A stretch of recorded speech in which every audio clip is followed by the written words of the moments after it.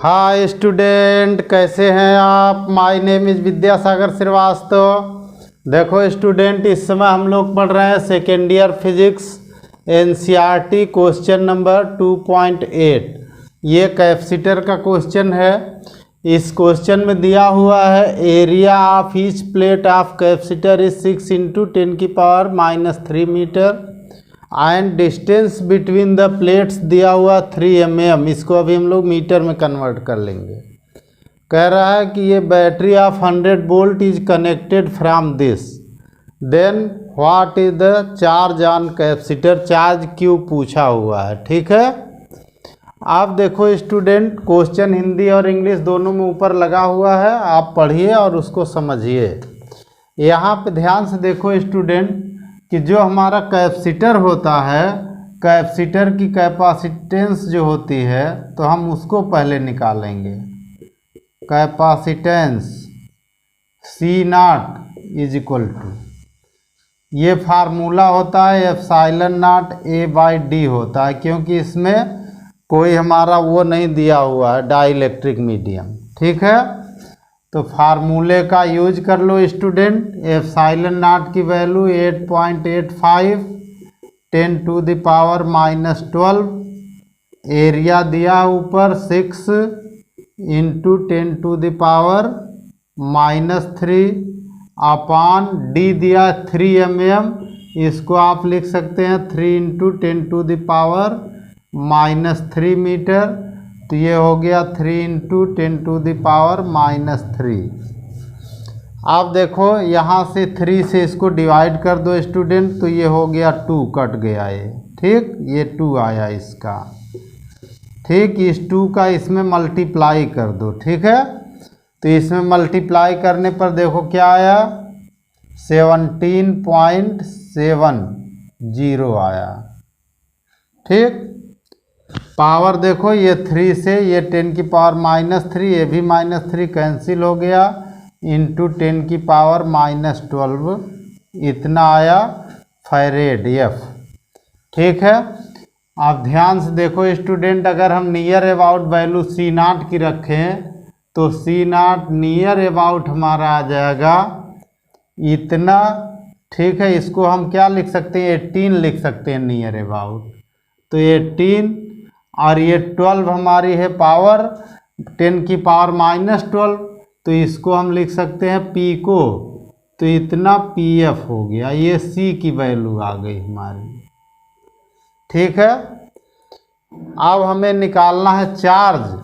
तो चार्ज का फार्मूला क्या होता है, Q = C0 V0 होता है, ठीक।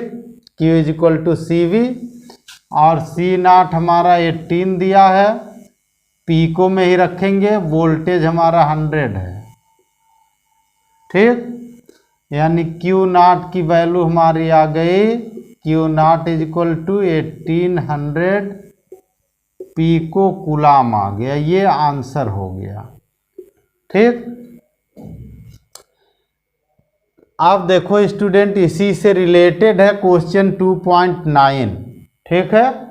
इसी से बिल्कुल रिलेटेड है। कह रहा है कि अब ये जो कैपेसिटर हमारा इसमें है, उसमें एक डाइलेक्ट्रिक कांस्टेंट की प्लेट जो है वो 3 mm की इंट्रोड्यूस कर दी जाती है, उसके अंदर रख दी जाती है।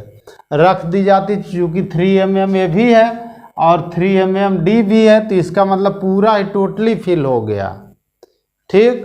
तो जब टोटली फिल हो गया स्टूडेंट, तो इसमें पूछ रहा है कि जब वोल्टेज सप्लाई कनेक्टेड है तब क्या होगा, और जब वोल्टेज सप्लाई कनेक्टेड नहीं है तब क्या होगा। तो पहले पॉइंट में देखो, पहले पॉइंट में क्या होगा कि जब वोल्टेज कनेक्टेड होगा तो जो बैटरी का वोल्टेज होगा वही कैपेसिटर का वोल्टेज होगा। तो पहले जो होगा वोल्टेज कांस्टेंट होगा, वोल्टेज रिमेन कांस्टेंट,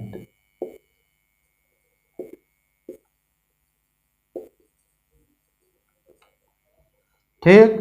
और वो वोल्टेज कितना होगा, V = V0 और ये 100 वोल्ट होगा। बैटरी जितने की है उतना ही वोल्टेज रहेगा। बी पार्ट में देखो क्या होगा स्टूडेंट, बी पार्ट में कह रहा आफ्टर सप्लाई वाज डिसकनेक्टेड। तो जब सप्लाई डिसकनेक्टेड होगी तब जो हमारा नया वोल्टेज आता है वो नया वोल्टेज का फार्मूला होता है V = V0/K। जब टोटली इंट्रोड्यूस होगी, जब ये टोटली इंट्रोड्यूस हो रही, 3 mm का ये भी है और 3 mm का ये भी है, तो ऐसा अगर होगा तो जो नया वोल्टेज आएगा V = V0/K। अब इसमें वोल्टेज इंट्रोड्यूस करने के बाद सेम नहीं होगा, ठीक है। तो V0 की वैल्यू 100 होगी अपॉन 6 होगा, डिवाइड करने पर वैल्यू कितनी आ जाएगी स्टूडेंट, 16.67, ठीक, इतना वोल्ट आ जाएगा। यानी हमारा जो बाद में होगा वो वोल्टेज क्या हो जाएगा, गिर करके कम हो करके वोल्टेज डिक्रीज हो जाएगा, ठीक है। Voltage will decrease,